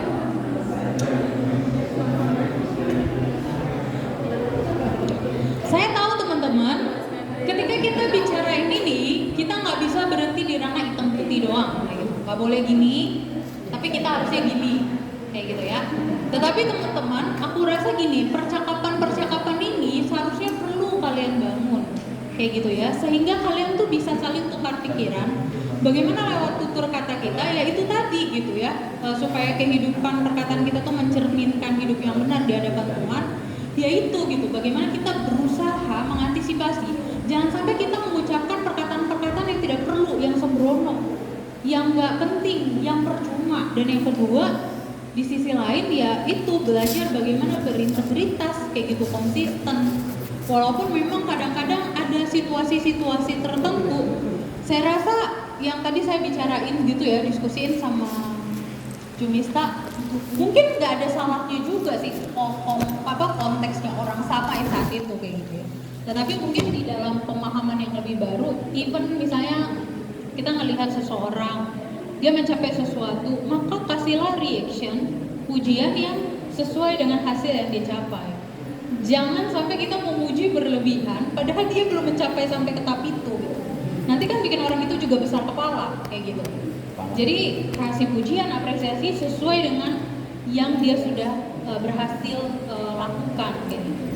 Kemudian juga yaitu gitu, belajar untuk tidak kasar. Saya yakin memang mungkin anak-anak PMK harusnya nggak berkata kasar ya. Tapi jangan lupa teman-teman, kadang-kadang mungkin ucapan kita nggak berbau kebun binatang kayak gitu ya, atau benda-benda aneh yang ada di toilet kita. Mungkin kita nggak ngomong kayak gitu, tapi teman-teman ngerti nggak sih? Kadang-kadang walaupun kita nggak ngucapin kata kota kotor, tetapi kadang-kadang perkataan kita juga bisa aja tuh masih kasar kayak gitu. Mungkin bawaan lingkungan, kehidupan kita di rumah yang ya maksudnya gini, cara berbicara dengan nada tinggi aja itu kadang-kadang sudah meruntuhkan hati orang yang mungkin dia dibesarkan di dalam lingkungan keluarga yang apa-apa tuh tutur katanya lemah lembut kayak gitu. Jadi ketemu orang yang cablak, kamu ya gitu aja bego kayak gitu, bodoh kayak gitu ya, pasti itu bikin hati orang itu juga down kayak gitu. Maka perlu memikirkan kata-kata yang perlu kayak gitu. Kalaupun harus mengkritisi problemnya tuh apa kayak gitu. Jangan menjatuhkan karakternya atau jati dirinya sebagai manusia kayak gitu. Makanya dibilang kita jangan membunuh karakter orang kalau kita mengkritisi kayak gitu ya. Bahkan mungkin perlu ditanya aspek-aspek kenapa ya kamu melakukan hal ini, kenapa masalahmu seperti ini, ada apa sebenarnya. Jadi harusnya kita tuh menggali kayak gitu, problemnya tuh apa. Kalau kita terlalu kasar, nanti takutnya mereka gak berani terbuka kayak gitu. Ngomong sama dia juga jujur juga tetap aja. Nah ini yang kedua reaksinya, ya jangan sampai kita juga biasa aja kayak gitu. Ya elah masa lalu gitu aja, masalah gue lebih besar kayak gitu. Kemudian balik kita juga sharing gitu, cerita kehidupan, adu nasib kita kayak gitu. Setiap orang punya caranya sendiri, mekanisme bertahannya sendiri dalam menghadapi masalah. Tapi jangan samakan cara kita dengan proses pergumulan orang lain. Mungkin dia perlu pakai cara yang berbeda. Kita tuh harus bantu dia menemukan cara yang tepat. Dan ya yang penting teman-teman ya sebagai mahasiswa berintegritas ya belajarlah jujur gitu di dalam perkataan kayak gitu. Walaupun kadang-kadang memang jujurnya nggak enak gitu ya, tetapi kita harus melatih diri kita untuk jujur kayak gitu, bicara apa adanya. Tapi intinya ini tidak akan berhasil kalau kita cuma nuntut. Makanya kita harus punya mekanismenya tuh, kehidupannya tuh saling gitu ya, saling. Enggak 1-2 orang aja yang berjuang, tapi semua komunitas berjuang saling mengingatkan satu sama lain untuk bersikap jujur. Teman-teman, hari ini renungan kita diakhiri dengan pernyataan Yesus bahwa jika ya, hendaklah kamu katakan ya, jika tidak, hendaklah kamu katakan tidak. Apa yang lebih daripada itu berasal dari si jahat. Aku udah bilang tadi, apa yang berasal dari si jahat itu ya bisa jadi yang membuat kita harus berada di dalam kondisi membuat seseorang ambil sumpah ya karena masih ada kejahatan dalam diri orang ataupun karena kita masih tinggal di dalam dunia yang penuh kejahatan, tipu muslihat. Tapi justru dalam konteks khotbah di bukit inilah Yesus sebenarnya pengen meluruskan pikiran orang-orang pada masa itu dan kita juga untuk membalikkan, menemukan apa sih dasar pengajaran yang ingin Tuhan sampaikan kepada kita. Maka please teman-teman, mari kita hidup menjadi orang yang konsisten kepada kebenaran, konsisten terhadap integritas kita, konsisten untuk menjadi terang dan garam dimanapun kita berada. Bahkan konsisten pada saat ini kau sebagai pelayan, pengurus kampus, PMK kampus, sebagai PKK, kayak gitu ya. Bahkan mungkin ada di sini teman-teman anggota-anggota pengurus, anggota PMK. Mari teman-teman hidup dalam komunitas yang kayak gini, saling mengingatkan, hati-hati dengan cara bicara kita, hati-hati dengan ucapan-ucapan kita yang sembrono dan tidak perlu. Mari kita belajar untuk hidup berintegritas terus menerus sampai pada akhirnya Tuhan siap pakai kamu jadi seseorang yang mungkin Tuhan akan tempatkan untuk mengisi bidang-bidang tertentu di mana di situ kehadiran kamu akan menjadi berkat bagi orang-orang di sekitar.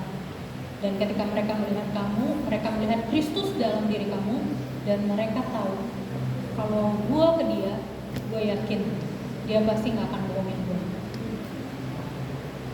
Semoga kita menjadi orang-orang yang senantiasa menyatakan kebenaran. Mari kita berdoa. Mohon kasih kepada Kak Jesi untuk menutup doa kita.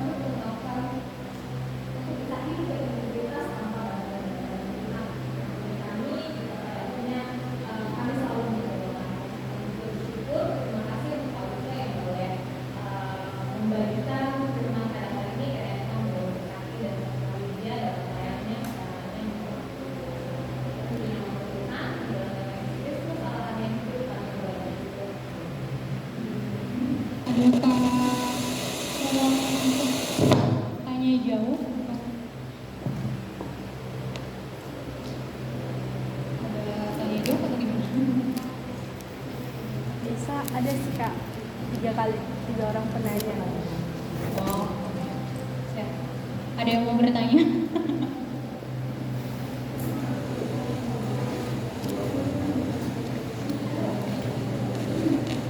Romi, silakan Romi.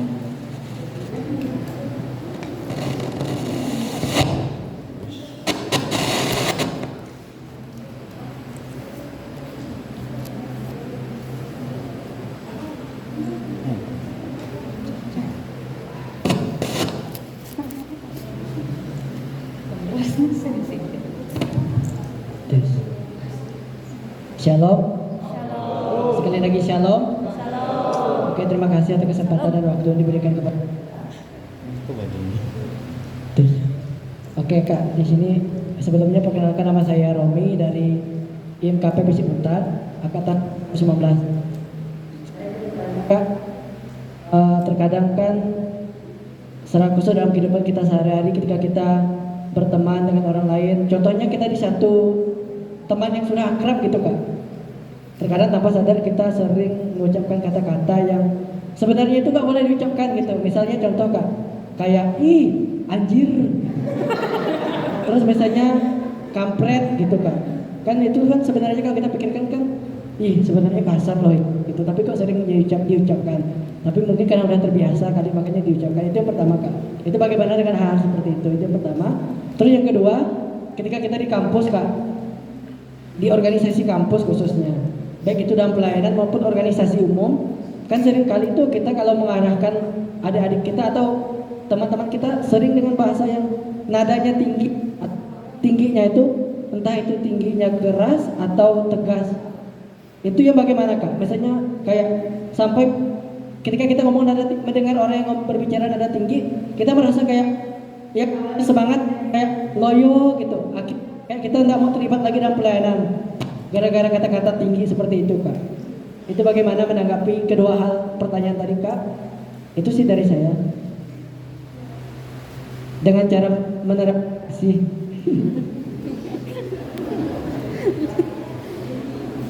Nah sebenarnya salah satu kata-kata yang dihaluskan itu kan yang kayak diomongin si Romi ya, kayak gitu. Saya tahu ada orang yang mencetuskan kata itu kan, terus orang bilang di Instagram, di Twitter atau apa gitu ya, itu kan udah kata biasa yang udah umum kayak gitu. Tapi setahu aku selama melulus di KBBI nggak ada ya. Itu kan kayak kata-kata pergaulan kan. Makanya aku bilang teman-teman, perhatikan kata-kata pergaulan itu, pahami maknanya. Jangan sampai gini, kita ngucapin tapi kita nggak ngerti artinya. Tapi ternyata itu mengandung makna yang jelek gitu. Makanya kita mahasiswa diberikan kemampuan untuk bisa berpikir kritis gitu terhadap satu fenomena tertentu gitu. Jadi nggak selalu kok teman-teman yang populer kayak gitu ya, yang sedang hits pada saat itu perlu kita ikutin gitu. Iya cukup tahu aja kalau ditanya kayak gitu, tapi kan nggak perlu kita ikutin ya kayak gitu. Termasuk salah satu kata itu gitu. Karena orang normal manapun pasti akan ngerti makna kata ANJY itu tuh sebenarnya kan plesetan dikit dari kata. Ada nggak yang nggak tahu itu artinya dari mana? Ada nggak? Dari kata biang. Semuanya tahu kan itu dari kata apa? Kata biang. Kalau orang bahkan kata itu aja sekarang orang sudah lebih hapuskan lagi kayak gitu, padahal itu memang nama hewannya kayak gitu. Tapi kebanyakan orang sekarang pakai apa kata-kata anakul katanya supaya bisa lebih halus kayak gitu. Tetapi ternyata kalau dijadikan bahasa pergaulan dengan sesama manusia, walaupun diplesetin dikit di akhir hurufnya gitu. Tapi kan sebenarnya kita sama-sama tahu kan itu artinya apa. Gitu.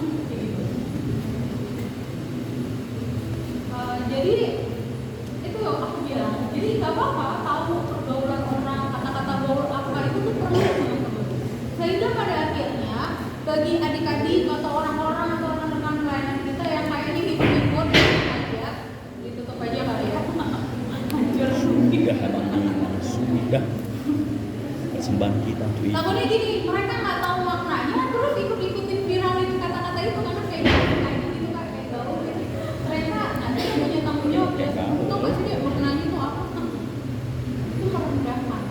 Nah makanya aku juga bingung ya, kenapa orang kalau bercanda-bercanda itu senang banget kalau pakai kata-kata yang merendahkan orang lain kayak asik gitu ya. It's fine. It's fine. Karena itu komunitas umatnya sendiri kayak gitu. Ya mungkin itu cara mereka untuk mempererat apa supaya jangan udah sih nggak usah terlalu tegang jadi orang jangan kaku-kaku banget sih. Tapi ini teman-teman ini bukan bicara masalah itu kaku atau enggak kayak gitu. Tetapi kan aku percaya karena juga bilang kan kata-kata tuh punya kekuatannya. Makanya aku bilang tadi dia tuh punya kekuatan dua hal, bisa membangkitkan semangat orang kayak gitu ya, membangkitkan karakter orang menjadi lebih baik. Tapi yang kedua membunuh karakter orang. Mungkin kayaknya kalau kita ngomong kayak gitu enggak sih dia kayaknya ketawa aja santai, tapi kita nggak tahu hatinya. Gila ini sama dengan binatang. Dia kan nggak ngomong itu tapi ngomong ke dirinya di dalam hatinya gitu. Nah jadi maksudku ya itu sih kalau aku ya dalam ngomong itu oke gue tahu tapi gue akan berusaha ngerti apa makna dibalik itu.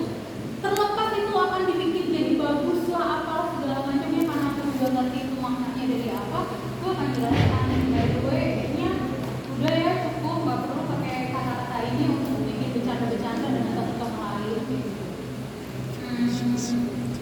Kayaknya banyak deh.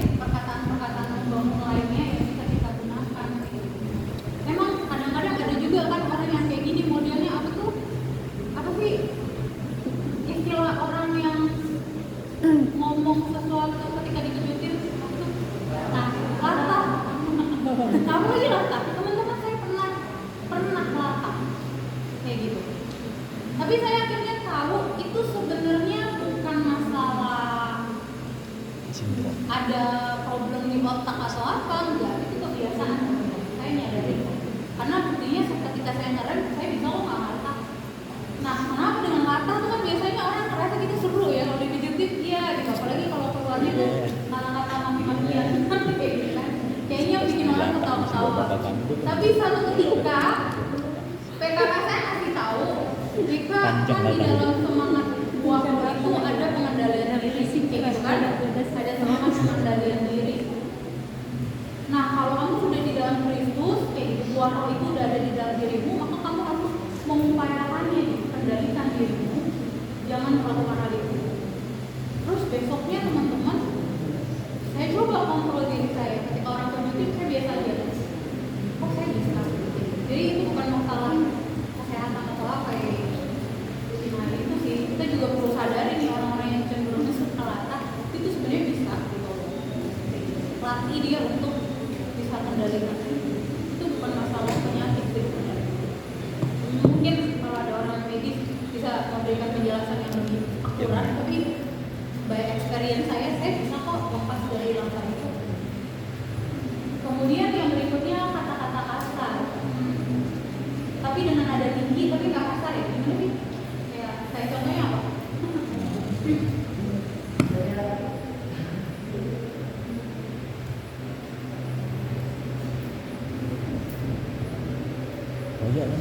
Ini Kak pertanyaannya. Bagaimana menurut Kakak tentang kasih yang harus diterapkan di dalam setiap pelayanan yang terkadang harus memberikan arahan yang tegas atau dengan nada yang sedikit tinggi gitu Kak? Yang terkadang tuh sebenarnya kan kita misalnya nih kayak kita nyuruh mereka datang PM, tapi kita ngarahkan itu tuh dengan bahasa yang tinggi gitu Kak. Sebenarnya tuh maksud kita tuh tujuannya tuh baik, tapi terkadang yang nggak terbiasa dengan nada tinggi seperti itu, mereka akhirnya kayak kok gini ya, padahal pelayanan loh gitu. Membuat mereka berpikir seperti itu Kak, sampai ke situ gitu. Nah makanya teman-teman sebenarnya kan Romi, kalau aku sih cari gampangnya aja ya, daripada kita membiarkan diri kita jadi orang yang berdosa gitu ya. Ajak mereka dengan kasih, betul, ayo deh kita pergi ke persekutuan gitu. Itu tempat kita berdoa. Tapi kalau pada akhirnya mereka tetap kagak mau ikut kayak gitu ya, teman-teman itu kembali kepada pilihan sih. Aku yakin orang berkumpul tuh ada masanya, dan kadang-kadang ada orang-orang tertentu yang nggak bisa dipaksa kayak gitu.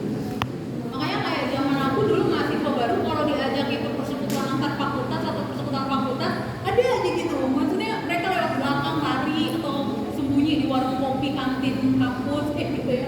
Tapi nggak mau ikut persekutuan. Padahal kita udah sampai susulit gitu. Ayo dong kita mau persekutuan nih, yuk datang ya kayak gitu. Lakukan pendekatan itu gitu. Yang sangat-sangat halus sampai yang agak-agak ngebentak. Ya datang sih hari itu, tapi besok kan kabur, bahkan sengaja nggak ikut kuliah sepanjang hari Jumat supaya kalau selesai kuliah gue nggak diajakin PM. Ada yang kayak gitu. Nah dalam benak saya kayak gini, kalau dia masih belum merasa itu sebagai home yang aman buat dia, atau dia belum merasa perlu ada di situ, doain aja si Romi tetap berteman sama dia dalam hari-harinya gitu. Ngapain kamu maksain orang, ayo ke persekutuan, gitu aja susah gitu. Maksudnya yang pertama kita capek marah-marah kayak gitu ya. Terus yang kedua dia datang juga bukan dengan kerelaan hati. Makanya jangan heran kenapa masih ada barisan sakit hati kalau diajak persekutuan. Ya gitu kan, karena kita kan kadang-kadang nggak sadar, saya nggak tahu sih, tapi kadang-kadang gini, kita nggak sadar menggeneralisasi semuanya kayak gitu. Ayo deh kita ke persekutuan, ayo deh. Makanya kadang mereka akan nemuin apa sih ini bedanya dengan abang kakak panitia. Tapi di satu sisi saya juga tahu, ini saya dengar sharingnya dari anak forestry, ada nggak forestry? Nggak ada ya? Oh ada, sih. Kadang-kadang memang ada kegiatan kayak gitu kan, ada satu masa misalnya kayak dari satu pos di pos kayak gitu ya. Tapi kadang-kadang ada bentakan kayak gitu. Tetapi mereka punya tujuan yang jelas karena mereka mewadahinya dengan satu event. Ngerti ya? Eventnya tuh lewat retreat itu di dalam render itu ada skema-skema yang mereka buat kayak gitu untuk melatih mentalitas mereka untuk nggak gampang lemah, cengeng kayak gitu. Ketika ngadepin sesuatu tuh mereka hatinya tough kayak gitu. Rada-rada inilah semi-semi militer gitu ya. Tetapi gini, aku kan bilang, terus setelah itu kalian biarin aja gitu mereka menikmati kemarahan dari pos ke pos. Oh ternyata enggak. After itu di cooling down dengan kasih penjelasan and say sorry. Ya mungkin ada yang terluka atau apa, tapi di balik itu mereka coba untuk menjelaskan benar ya kalau salah, kalau klarifikasi. Tapi mereka berusaha jelaskan sebenarnya hal yang coba saya lakukan ini adalah hal nggak usah kayak gini kedengaran kan? Hal yang saya coba lakukan pada kalian teman-teman di sini adalah untuk melatih kepemimpinan karakter mentalitas kalian supaya pas gitu menghadapi problem masalah tuh nggak sedikit-sedikit gampang down mental. Nah bagi saya generasi sekarang kan emang modelnya kayaknya gitu ya. Saya nggak tahu, saya tidak. Tapi saya nggak ngerti deh. Kalian apakah merasa kayak gitu ya? Baru dipatah hatikan apa hatinya dengan pasangan, apakah kalian langsung merasa ini gua nggak berguna lagi? Pengen mati aja lah gitu. Nah, jadi kadang-kadang ada momen-momen kayak gitu tuh perlu, atau lewat aktivitas kegiatan ya, yang biasanya tuh misalnya dari pos atau ke pos lain tuh melakukan kegiatan apa yang dikasih challenge, tantangan kayak gitu ya. Kemudian di situ melatih kepemimpinan, kerjasama tim dan sebagainya. Jadi kalau mau melakukan hal itu harus tahu kapan diletakkannya. Jangan di setiap momen mau persekutuan fakultas, keluar fakultas, dikit-dikit kita bentakin tuh adik-adik. Makanya nanti mereka merasa nggak safety, nggak nyaman. Kadang kalaupun emang udah kita bujuk dari cara halus sampai cara yang agak tegas pun dia tetap nggak mau, ya sudah, itu pilihan, hargai teman-teman. PMK untuk semua komunitas Kristen, mahasiswa Kristen yang ada di kampus, tetapi kita nggak maksa semua orang harus merasakan pertumbuhannya harus ada di PMK. Kayak gitu ya. Mungkin aja mereka lebih bertumbuh di gereja. Mungkin mereka memang masih pengen enjoy jalan-jalan sama kawan-kawannya kayak gitu. Tapi entah, kita nggak tahu, satu titik tertentu mungkin mereka akan menemukan gue butuh Tuhan, gue butuh komunitas yang membangun gue, ya doain gitu. Kayak gitu. Kan nggak harus semuanya dijangkau lewat pengurus PMK. Kita kan harus berpikir strategis yang bersedia dan setia. Itu kuncinya. Kalau mereka nggak bersedia, kayak gitu, apalagi setia, nggak usah patah hati gitu, nggak usah lemah. Kita serahkan aja, Tuhan pasti bentuk dia di dalam komunitas lain. Itu oke kan? Sudah, waktunya habis. Sudah habis. Oke, saya balikin ke MC.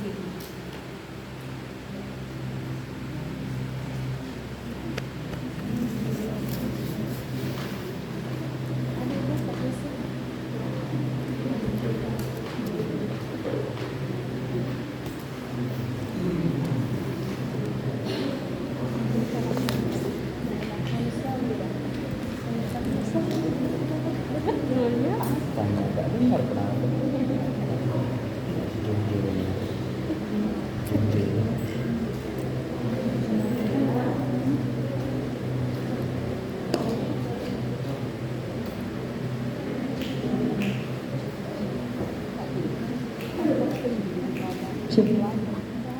Puji Tuhan, saat ini kita yakin, kita percaya, kita semua yang hadir pada saat ini telah diberkati oleh kebenaran firman Tuhan.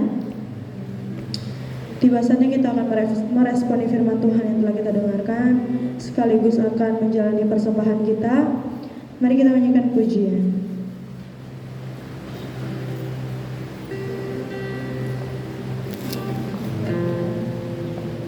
Bring your healing to the nation.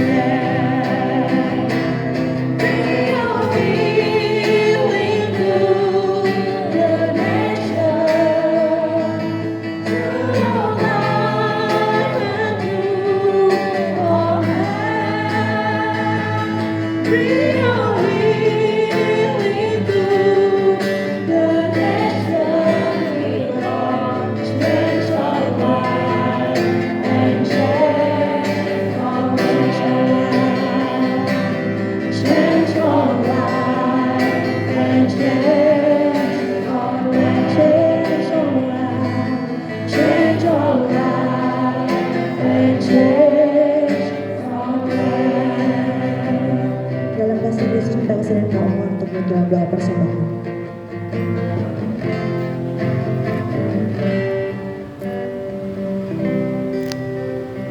Mari teman-teman kita bersatu dalam doa.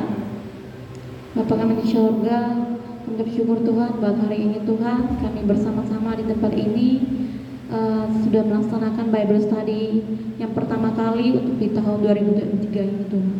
Kami percaya bahwa Tuhan Yesus sedang mengisi setiap hati kami, penuh hati kami dengan Roh Kudus-Mu Tuhan. Biarlah firman yang baru disampaikan oleh hamba-Mu yang ada di tempat ini tidak pergi dengan begitu saja Tuhan, namun ada manfaat yang kami dapatkan Bapa di surga. Terima kasih buat persembahan yang baru saja kami jalankan. Biarlah Engkau berkati tangan-tangan yang sudah memberi maupun yang belum sempat memberi Bapa di surga. Biarlah persembahan itu bisa menjadi dupa yang harum di hadapan-Mu Bapa di surga. Terima kasih Tuhan, kami alaskan persembahan ini ke dalam tangan kasih-Mu. Di dalam nama Tuhan Yesus kami berdoa dan mengucap syukur. Haleluya, amin. Teman-teman, kita akan berdoa bersama-sama untuk bangsa dan negara kita. Harap diperhatikan baik-baik dan teman-teman juga boleh membacanya. Saya akan membacakan kondisi yang terjadi di bangsa dan negara kita pada saat hari ini. Akses jalan Timor Raya yang menghubungkan kota Kupang dengan kabupaten lainnya di Pulau Timor, termasuk juga negara Timor Leste, lumpuh total. Kondisi tersebut diakibatkan gunung yang berada di pinggir jalan itu disebut warga berpindah hingga menutup jalan. Sejumlah video terkait fenomena itu pun langsung viral di berbagai media sosial. Kapolres Kupang AKBP FX Irwan Arianto membenarkan adanya kejadian ini. Namun Irwan mengatakan bahwa yang terjadi sebenarnya adalah bencana longsor di ruas jalan Timor Raya atau tepatnya di KM 72. Sejak longsor, pengusaha bersama masyarakat dan dibantu TNI Polri sudah melakukan pembersihan material yang menutupi jalan raya. Namun material dari atas masih berjatuhan sehingga sementara usaha pembersihan dihentikan. PVMBG Pusat Vulkanologi dan Mitigasi Bencana Geologi menyatakan gerakan tanah cukup luas yang akhirnya terlihat seperti perpindahan lahan. Percepatan gerakan juga dipengaruhi oleh berbagai faktor. Oke, lanjut.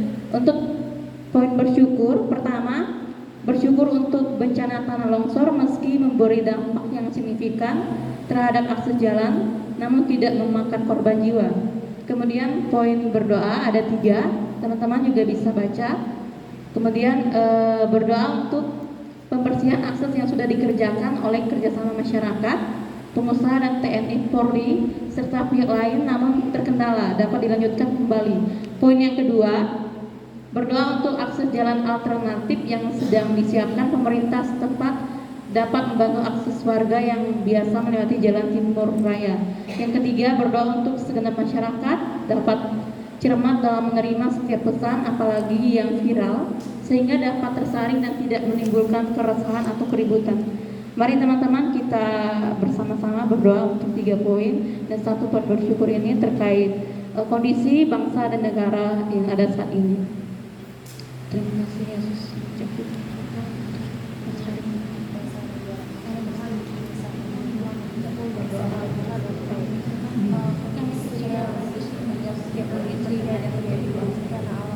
Berkati untuk jalan raya yang mengajar dan kembali di seluruh bangsa negara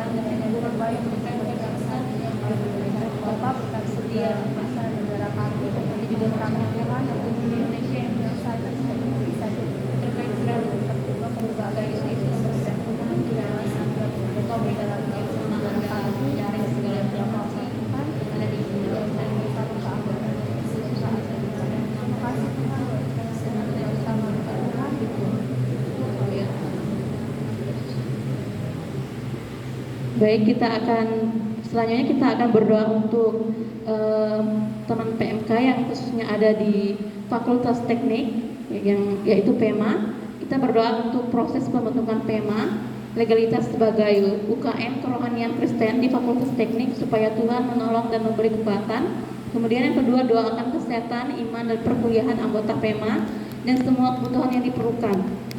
Saya yang akan menutup dalam doa untuk doa sapaan kita pada kali ini. Mari kita berdoa bersama-sama.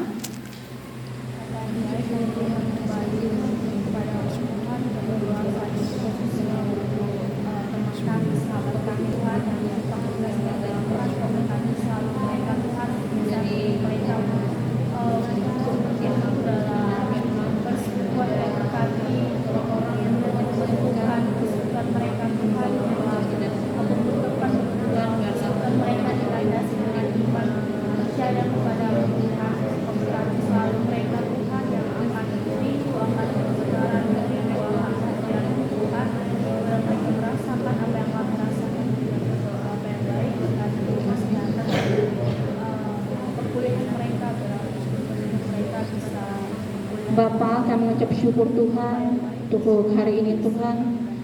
Kali ini kami kembali datang kepadamu mengucap syukur. Kami membawa pergumulan kami, isi hati kami ingin menyampaikan bahwa biarlah Tuhan yang mengetahui setiap isi hati kami Tuhan. Yang berdoa buat saudara-saudara kami yang ada di Timur Leste, yang ada di Gebang Tuhan. Kau berkati transportasi perjalanan Tuhan, jalan-jalan yang sekarang mungkin kondisinya tidak baik Tuhan, biarlah Engkau pulihkan kembali mereka yang di sana Bapa di surga. Berkati juga orang-orang yang terdampak Tuhan, berikan penghiburan, ketabahan, dan biarlah mereka tetap setia kepada Bapa di surga. Berkati juga saudara-saudara kami yang teman-teman kami yang ada di Fakultas Teknik Tuhan, Kau berkati perkuliahan mereka, berkati kesehatannya, kami serahkan ke dalam tangan Yesus Kristus. Berkati juga pada proses pembentukan legalitas UKM kerohanian mereka Tuhan, biarlah bisa berjalan sesuai dengan rencana dan sesuai dengan kehendak yang terjadi Bapa di surga. Kami serahkan ke dalam tangan kasih-Mu Yesus, biarlah indah pada waktunya Bapa di surga. Terima kasih. Haleluya, amin. Oke, teman-teman, Bible study kita selesai. Saya undang teman-teman untuk bangkit berdiri. Kita akan menutup Bible study kita. Minta dengan kasih Kristus, Kak Wike untuk menutup dalam doa.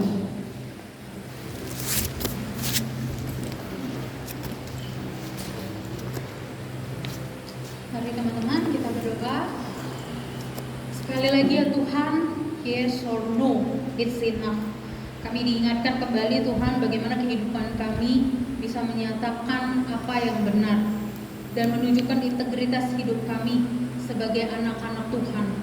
Kiranya segala perjalanan hidup kami senantiasa Tuhan pimpin agar setiap perjalanan kami mengeluarkan perkataan-perkataan bijaksana, perkataan-perkataan yang mengandung hikmat dari Allah, yang membangun setiap orang-orang yang ada di sekitar kami, dan juga bahkan membangun diri kami sendiri agar pada akhirnya Tuhan nyata kemuliaan Tuhan melalui hidup kami. Kami memohon kiranya Tuhan senantiasa memberkati kami semua yang ada di sini, pulang tidak hanya dengan menerima pengetahuan tetapi juga memberikan hidup sepenuhnya untuk melakukan kebenaran. Dan teman-teman, marilah kita pulang dengan menerima berkat dari Allah. Kasih karunia dari Yesus Kristus, Tuhan dan Juru Selamat kita, kasih dari Allah Bapa dan persekutuan di dalam Roh Kudus menyertai kita sekarang sampai selama-lamanya. Amin. Silakan duduk bersatu.